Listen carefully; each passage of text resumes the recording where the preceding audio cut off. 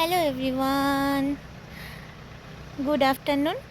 আজকে আমি আর কুণ্ডুবাবু একটু বাজার করতে বেরোচ্ছি। কুণ্ডুবাবুকে দেখিয়ে দিই, ওই যে কুণ্ডুবাবু গাড়ি নিয়ে আসছে।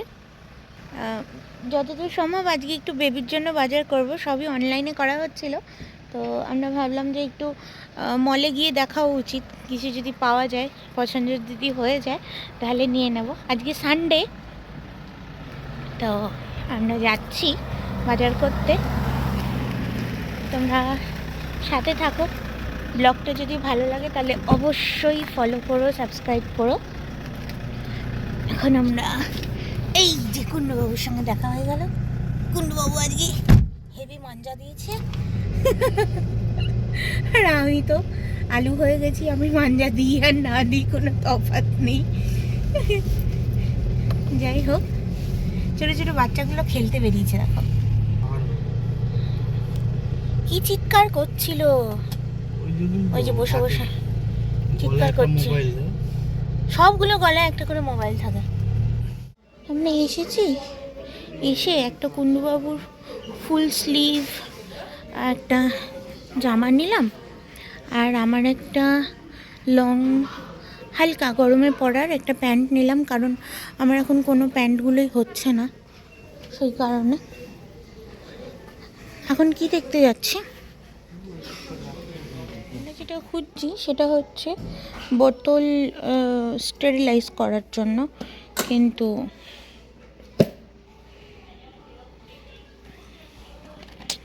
সব কফি মেশিন টেশিন আছে,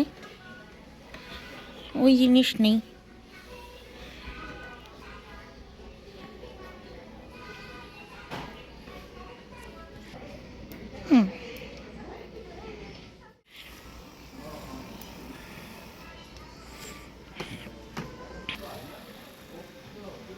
পূর্ণবাবুকে রোজ পিঠ টিপে দিতে হয়, তো ওই জন্য।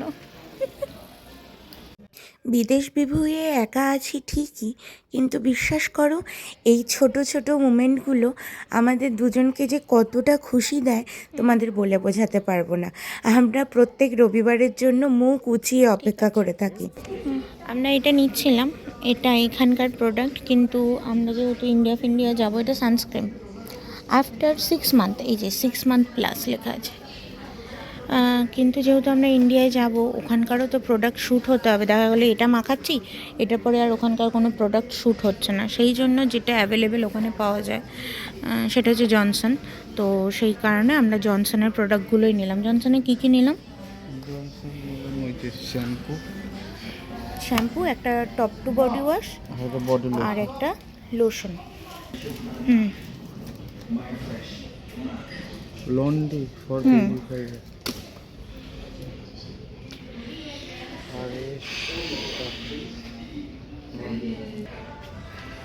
কুণ্ডুবাবু কি নিচ্ছে জানো? দেখো, কুণ্ডুবাবু এসে যেই দেখেছে এখানে হাগিসের আবার 0 সাইজের প্যাকেটগুলো দিয়ে দিয়েছে, অমনি এখানে যতগুলো প্যাকেট শো করা ছিল সবগুলো তুলে নিয়েছে, 0 সাইজের আর কোনো প্যাকেট রাখেনি। এখন নেওয়া হচ্ছে এটা, হাগিসের উইপস ছিল অনেকগুলো। কুণ্ডুবাবু প্রায় সব ফাঁকা করে দিয়েছে, 6খানা নিয়ে নিয়েছে আর 3খানা পড়ে আছে।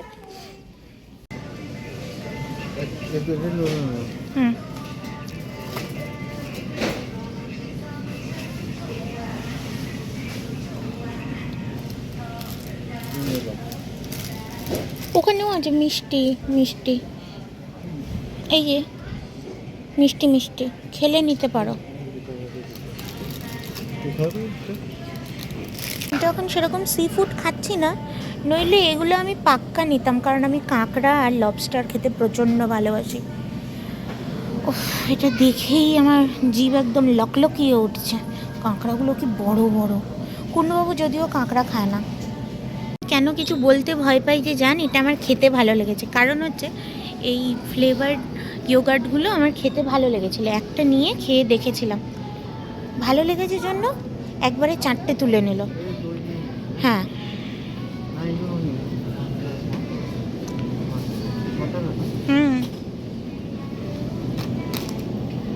আজ বাইরের ওয়েদারটা খুব ভালো, চারিদিকে গাছে পাতা এসেছে, সবুজে সবুজ হয়ে গেছে, রৌদ্র উঠেছে আর হালকা ঠান্ডাও আছে। ওপরে একটা স্টোর ছিল, সেখানে এসেছি। এই দেখো, এটা হোম প্লাসের মধ্যেই। একটা জিনিস ভাবছি, সেটা হচ্ছে বেবি পাম্পিং করে, মানে বেবির জন্য পাম্পিং করে দুধ তো আমাকে ইয়েতে রাখতে হবে, ফ্রিজে। এবার সেইখানটায় তো অলরেডি মাছ মাংস থাকে, সেই কারণে আমি আর কোনোভাবে ভাবছি যে একটা ছোট ফ্রিজ নিয়ে নেব।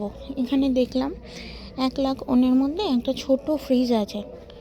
কোনোবাবু বলছে ওটা নিয়ে নিই, দেখি কি হয়। কুন্নুবাবু এখন মোবাইলের কভার দেখছে।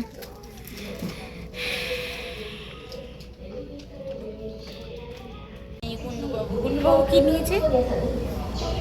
Fitting pillow.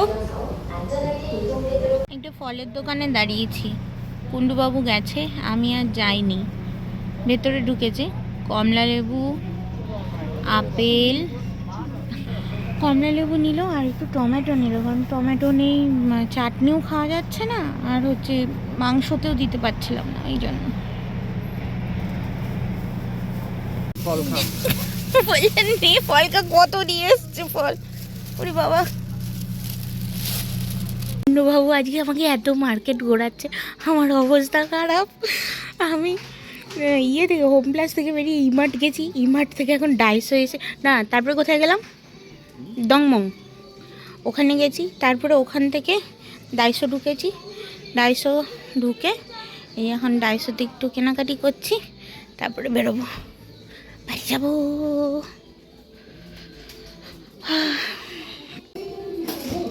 হয়ে গেছে ডাইসোর বাজার কমপ্লিট, এখন আমরা বাড়ির দিকে যাচ্ছি। ওই দেখো একটা পুচকে,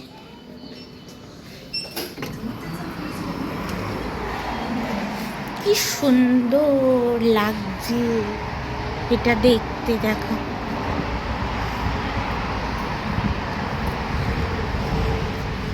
দারুণ দেখাচ্ছে না? আজকে সূর্য যে উদয় হবে সেটাই ভাবিনি, কারণ আজকে সারাদিন মেঘলা মেঘলা ছিল। এই যে কুন্ডুবাবু বেরোচ্ছে।